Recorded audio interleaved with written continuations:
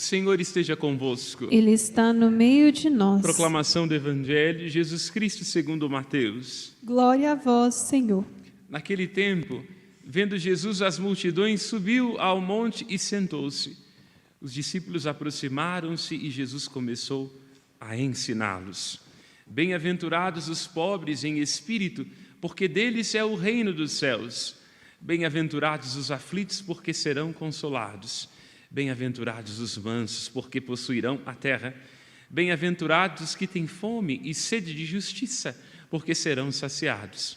Bem-aventurados os misericordiosos, porque alcançarão misericórdia. Bem-aventurados os puros de coração, porque verão a Deus. Bem-aventurados os que promovem a paz, porque serão chamados filhos de Deus. Bem-aventurados os que são perseguidos por causa da justiça, porque deles é o reino dos céus. Bem-aventurados sois vós, quando vos injuriarem e perseguirem e mentindo disserem todo tipo de mal contra vós, por causa de mim. Alegrai-vos e exultai, porque será grande a vossa recompensa nos céus. Do mesmo modo, perseguiram os profetas que vieram antes de vós. Palavra da salvação. Glória a vós, Senhor. Pelas palavras do Santo Evangelho, sejam perdoados os nossos pecados. Amém. Podemos sentar. Abre-se o livro dos Reis, aquele que faz parte do conjunto dos escritos históricos, nos quais o Senhor Deus conduz os caminhos de Israel, fazendo da história na sua tessitura humana e nos seus avessos o locus, o lugar da sua revelação. História do povo nos seus avessos e também nos seus versos. História, antes de tudo, do Deus que se fez amigo de Abraão, o Deus que amou as matriarcas e os patriarcas e cujo amor nunca se cansa. Desponta como um fogo, repentinamente, o profeta solitário, Elias. Diferentemente de outros chamados nas Sagradas Escrituras, qual seja o de Moisés, que a Bíblia dá testemunho que é escolhido desde a sua mais tenra idade, o mesmo de Samuel, o profeta que surge como um dom de Deus a partir das lágrimas de Ana. Diferentemente destes dois profetas, Elias surge já adulto, sem que se tenha detalhes exatos sobre a sua origem paterna, sobre o seu chamado na adolescência, como o caso de Jeremias. Apenas se diz no capítulo 17 do primeiro livro dos Reis: naqueles dias o profeta Elias, tesbita de Galaad, disse a Acabe. O tesbita, trata-se aqui de uma menção topográfica. Tesbe, localizada em Gileade, que é uma região muito fecunda de pastagens, referência também de segurança, porque é nesta região que Jacó se refugia, fugindo de seu sogro Labão. Do mesmo modo também é nesta região, Tesbe, Gileade, que a Sagrada Escritura faz notar esta planta, de onde se retira o bálsamo de Gileade, que possuía, segundo assim se cria, propriedades terapêuticas, capaz de curar qualquer enfermidade. Portanto, neste profeta que surge com ímpeto, certamente um homem colérico, de verve e de determinação, o Senhor Deus continua sendo pastor de Israel, dá segurança ao povo e também um bálsamo que cura. Surge como um fogo, repentinamente, e é um profeta solitário. Elias, como é próprio dos profetas, vê mais do que deve e menos do que precisa. O reino está sobre o domínio de Acabe e sua esposa Jezabel. Jezabel atrai, na medida em que esposa de Acabe, para a terra toda sorte de idolatria, fazendo Acabe, que deveria ser um representante do povo em relação a Deus, de Deus em relação ao povo, porque esta era a função dos reis de Israel, tornar-se um pervertido, por conta de sua esposa, por conta da idolatria que passa a partilhar com ela, atrai para si toda sorte de desgraças e, sobretudo, de injustiça. Há uma relação profunda destes reis que afastam-se do caminho do Senhor Deus, que tampam o seu ouvido aos seus mandamentos, que rompem a sua aliança, uma relação entre a idolatria e a negação da vontade de Deus com a injustiça social.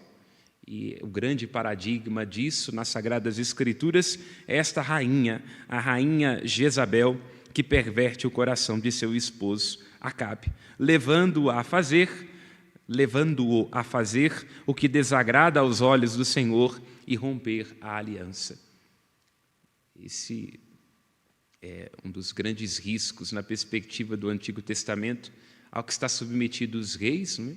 Que, como lembra Hamlet, é dos grandes que a loucura tem que ser vigiada, que são entorpecidos pelo poder e ludibriados, esquecem-se do Deus de Israel, esquecem-se dos seus mandamentos, caem na idolatria e passam a se comportar como as outras nações. E Jezabel vai se tornando o símbolo disso, né? De um coração humano que pode ser devorado pela própria sede de poder.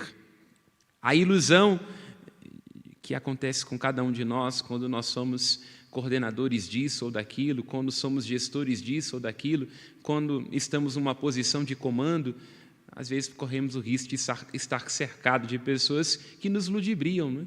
Vendo em nós sentimentos latentes de desamparo, não é? Imaginemos quantos desamparos trazia Acabe dentro de si, as fragilidades próprias de cada homem que vem a esse mundo, que não raro tem muita habilidade para conquistar o poder, muita expertise técnica, muito conhecimento, mas não faz muita ideia do que é necessário fazer para manter o poder e acabam atraindo em torno de si serpentes venenosas, homens, mulheres, subordinados, bajuladores, que dizem ao rei aquilo que ele quer escutar e não aquilo que é necessário saber para agir segundo a vontade do Senhor e segundo a justiça. Porque lá onde nós nos esquecemos de Deus, da justiça e do direito, um pouco por nossas fragilidades, um pouco por nossos bajuladores, nós também acabamos sendo homicidas uns dos outros, não é? Na medida em que não damos ouvidos a Deus, mas aos nossos próprios interesses conflitantes e às nossas ganâncias, o que termina acontecendo é frustração, perseguição, medo, morte, injustiça, homicídio. Elias surge como um fogo, com a coragem e a verve própria dos profetas, e ele, o profeta por excelência, não nos esqueçamos, na transfiguração aparecem Moisés e Elias. A lei como uma reminiscência a que Israel deve sempre recorrer, não é? Porque a lei é o invólucro da aliança e, ao mesmo tempo, também Elias, não é? Porque a profecia é sempre uma esperança. Elias deve vir antes que surja o dia do Senhor. Elias tem como garantia de sua profecia a vida do Deus de Israel. Dirige-se a Acabe com coragem, tendo a coragem de dizer ao rei aquilo que ele não quer escutar, para talvez despertar-lhe do topor das suas próprias ilusões, diz: pela vida do Senhor, o Deus de Israel, a quem sirvo, não haverá nestes anos nem orvalho, nem chuva, senão quando eu disser. Jura pela vida de Deus, do Senhor Deus de Israel, diante de quem está a vida, não é? Quando Moisés interroga o nome de Deus, ele diz: meu nome é Erié, Asher, Erié. Eu sou o que serei. Portanto, é o Deus vivente para sempre, o Deus que sustenta a vida, o Deus que faz viver, o Deus dos vivos. E esta vida, não é? Esse Erié, que é o próprio Deus em si mesmo, porque Ele é o doador da vida, o amigo da vida, como lembra o livro da sabedoria, vai chegando a cada um de nós. Portanto, o que Elias está dizendo, que a garantia da sua palavra, ou seja, ele não está dizendo apenas por si mesmo, não está dizendo a partir de suas pressuposições, não está dizendo a partir dos seus ressentimentos, mas está diante de Deus, de quem ele recebe o sopro de vida, que anima todo homem que vem a esse mundo, Porque se faltar em nossas vidas este respiro que vem de Deus, como lembra o Salmo 103, 104, nós perecemos e voltamos para o pó de onde viemos. Mas se vem a nós esse respiro da parte de Deus, temos aquilo de que necessitamos. A palavra de Deus é a verdade, sua lei é a liberdade. A lei do Senhor Deus é perfeita, ela faz a vida voltar. Elias, então, num cenário de morte, de injustiça, de idolatria, de esquecimento de Deus, está diante de Deus para receber dele o respiro e assim ser portador desta palavra que é vida. Mas também uma palavra que é exigente, que por hora, para despertar, irá fechar os céus, de modo que não chova e não tenha orvalho. E aqui poderíamos nós nos iludir, não é? A sabedoria de Deus faz perder aqueles que se encontram distraídos. Como é que Deus pode amar e fechar os céus? Gosto de uma das obras da música erudita do período do romantismo, Elias de Mendelssohn, que canta, não é, uma obra belíssima de Mendelssohn, que vai reproduzindo todo o itinerário da vida do profeta Elias, onde se diz que, neste tempo a respeito do qual fala esta leitura, os rios ficam exaustos, a língua dos lactantes se cola no céu da boca e as crianças passam a implorar pelo pão. Como é que Deus pode amar assim, não é? Fazendo recolher num primeiro momento as suas bênçãos. Claro, evidentemente, há aqui uma licença poética, não é? Aqui, o amanuense, aquele que está por inspiração escrevendo este livro dos reis, ele pesa a mão de tinta para indicar o quê?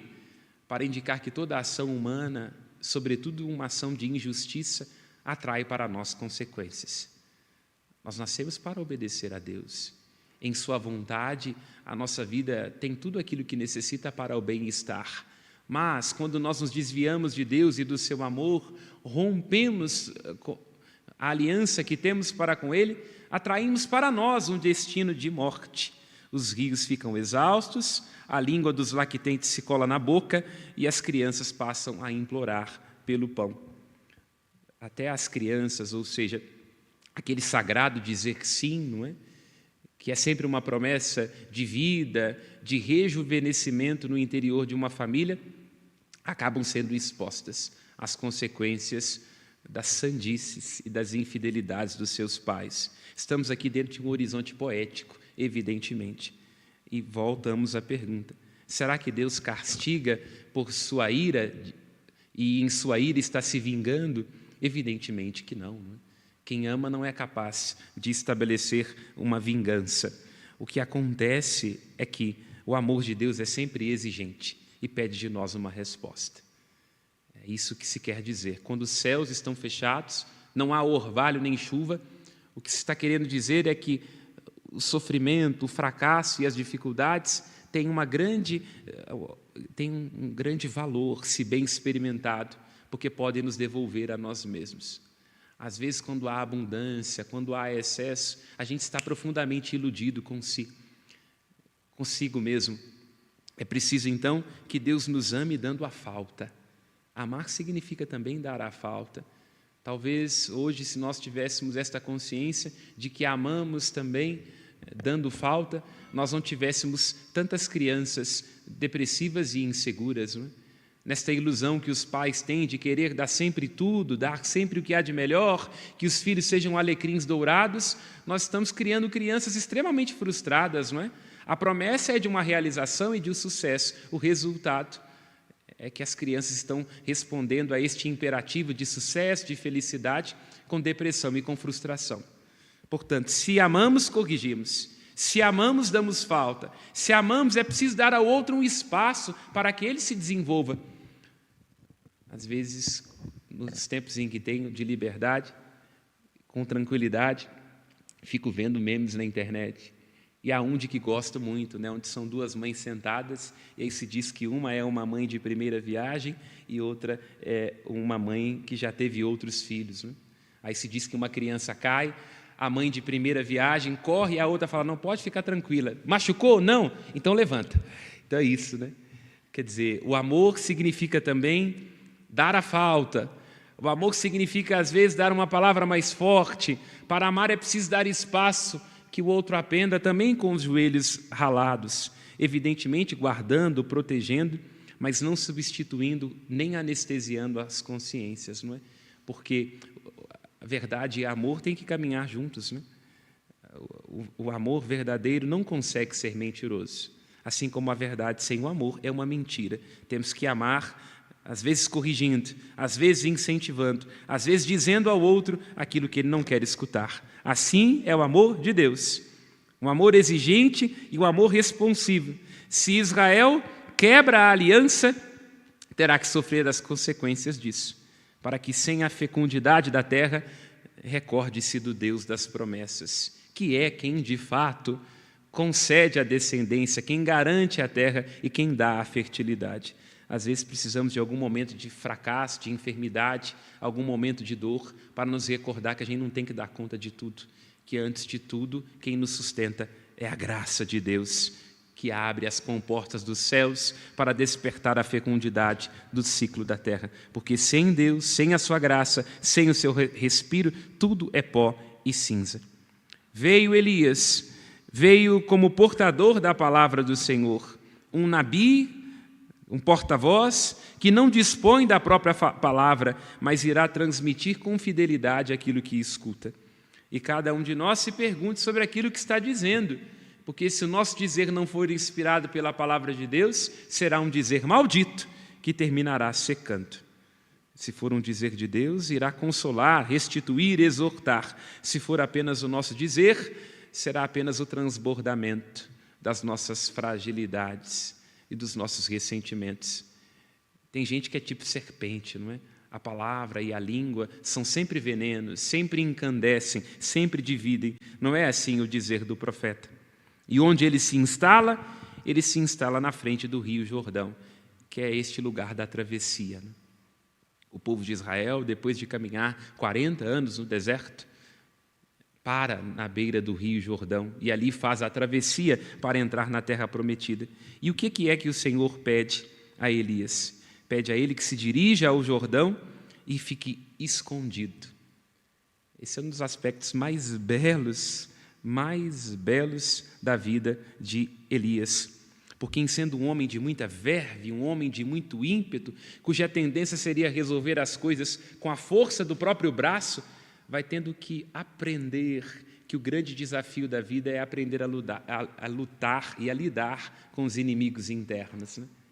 Essa é a beleza. Quando ele, disputando com os profetas de Baal, os sacerdotes de Jezabel, manda descer fogo do céu, e depois passa a fio de espada 500 sacerdotes no vale de Quizon. Depois desta demonstração grandiosa do poder de Deus, Elias é entregue às próprias frustrações. E então ele foge, deita a cabeça debaixo de um junípero e faz aquilo que a gente adora fazer, não é? Reclama e diz: Senhor, me manda embora, já não estou dando conta mais desse ambiente de trabalho, já não estou dando mais conta dessa família, já não estou dando mais conta de esperar. E aí Deus manda um anjo que lhe aparece, lhe dá pão e diz: Elias, levanta e come. O caminho é longo. Ele vai então até o Monte Horebe, não é? Que é o monte onde o Senhor Deus revela e comunica as suas palavras. E passa um terremoto e Deus passa, mas não está. Desce fogo do céu, passa e não está. E depois se diz que com a brisa suave o Senhor Deus passa e está. E assim Elias aprende isto que acabei de dizer. O maior desafio nós temos a capacidade de vencermos os nossos inimigos internos, que são provocados quando nós estamos diante de alguém que nos desafia. Se nós não aprendemos a estar em paz com a gente mesmo, a repousar e inclusive a estarmos escondidos, a gente não dá conta, né? Aí deixamos de ser luz e passamos a ser holofote. É um profeta que tem que aprender a vencer a si mesmo. E aprender, é isso que quer dizer em sentido simbólico, que ele vai beber das águas do Jordão e que é alimentado pelos corvos, que cada um de nós deve aprender a sobreviver do amor de Deus. O amor de Deus é que é o sustento e que é a garantia. O amor de Deus resiliente e fiel. Por quê? porque não dorme nem cochila aquele que é o guarda de Israel. E você perdendo o sono, se descabelando pelas preocupações que tem experimentado. Não vai adiantar nada. Jesus disse, não adianta, porque todos os fios de cabelo da nossa cabeça estão contados. É Deus que conhece cada um deles. Não adianta ficar aflito, a cada dia basta o seu mal. Busca o reino de Deus e a sua justiça. Tudo mais te será acrescentado. Olhai os lírios do campo, olhai os pássaros do céu. Os lírios não tecem, os pardais não semeiam. No entanto, o vosso Pai que está no céu cuida deles. É isso que Elias tem que entender. A justiça que vem a nós, ela vem como um dom. Não é apenas alguma coisa que nós vamos lutar com os nossos braços, com os nossos cálculos, fazendo barulho. Não, nós temos que repousar em Deus e na sua graça, porque não vai adiantar nada ficarmos preocupados, querendo resolver tudo rapidamente, porque aí aumentará a ansiedade e nós teremos que tomar remédio para dormir. Nós temos que confiar naquele que não dorme e nem cochila, que vela por nós, aquele que é o guarda de Israel. Sobrevivermos no seu amor, repousarmos no seu amor. E no Evangelho, vemos a beleza do que Cristo indica. Mais uma vez, diante de um monte, diante de uma montanha, o Senhor Jesus sobe ao monte, senta-se, abre a boca e ensina aos seus discípulos. Quero fazer notar isso. Jesus está cercado de uma grande multidão, mas Mateus faz questão de destacar que ele comunica aos seus discípulos. Quem não for discípulo de Cristo, quem não se colocar atrás dele, não vai entender o Sermão da Montanha. Porque o Sermão da Montanha é uma loucura. Como é que eu vou ter, aqui citamos Camões, ter com quem me mata a lealdade? Como é que num ambiente de trabalho, cercado de cobras, como é que numa família de pessoas que não me julgam, que não me entendem, que me julgam, como é que eu vou conseguir manter a paz? Como é que num contexto adverso, cercado de pessoas que estão à espera de que eu tropece em mim mesmo, como é que eu vou conseguir manter a tranquilidade e a paz? Este discurso do Sermão da Montanha exige uma perseverança incondicional, é um convite, como Elias teve que aprender, a uma superação de nós mesmos e uma confiança profunda na misericórdia de Deus. A provocação dele é entender que a felicidade é o que acontece no avesso, é o que acontece na travessia. A felicidade é o que acontece quando nós estamos distraídos. E a felicidade é, antes de tudo, o resultado de saber que o amor de Deus nunca se cansa, nem falha, e que nos envolve e que nos protege. É o amor dele que nos sustenta. Se tivermos esta consciência, ainda que o cenário seja de perseguição, de incompreensão, de arraso, de cinismo, de violência das verdades presumidas, repousaremos na verdade da nossa própria pessoa e no amor de Deus. Quando nós estamos convencidos da justiça a que nós nos encaminhamos, não importa se as pessoas estão entendendo isso ou não, se elas são capazes de ter clareza sobre isso agora ou não, se elas nos estão dando ganho de causa ou não, o que importa é não perder o rumo. E o nosso rumo é o reino dos céus, que vai se manifestando em nossa vida, inclusive nas contradições, não é? Cheios de contradições, na pobreza, na aflição, nos desafios, na fome, na sede de justiça, na perseguição, manifesta-se o reino de Deus. É como uma sementinha, faz notar Mateus, mas quando cresce se desenvolve e torna-se robusto. Neste momento de fraqueza, de plantio, nesse momento de perseguição, minha irmã, meu irmão, não negligencie a obra do Senhor. Ele é quem completa a obra começada. E aprenda a ser feliz neste sagrado avesso, que é a contradição que você experimenta. Quero destacar nesse momento, quando Jesus diz que bem-aventurados os misericordiosos, porque alcançarão misericórdia. A palavra misericórdia é uma palavra tão fecunda, já desde o Antigo Testamento, é rechem, é o útero, as vísceras da mulher, não é? No grego é splarchina, ou seja, quando nós estamos num contexto desafiante, de perseguição, de incompreensão, um contexto de difamação, nós somos solicitados naquilo que a gente tem de mais íntimo. O desafio no primeiro momento é que a gente quer decidir com o estômago, com as vísceras, quer resolver rápido, mas é precisamente neste lugar, neste lugar das nossas próprias vísceras, da nossa intimidade, quando nós estamos sendo solicitados naquilo que a gente tem de mais íntimo, que Deus age com a sua graça salvadora. Sobretudo, porque quando nós estamos diante dos nossos inimigos, daqueles que nos estão perseguindo, a gente vê algo de nós, algo do que ainda está ferido em nós, algo do que precisa ser trabalhado em nós, algo do que a gente também faz, porque às vezes nós somos perseguidores e nem sequer tomamos consciência disso, né? Uma perseguição tem uma grande capacidade de nos presentificar, para que não estejamos fora de nós mesmos. E na medida em que alcançamos, em que praticamos a misericórdia, um casamento precisa de misericórdia, né? Porque sem perdão a gente não dá conta de continuar seguindo.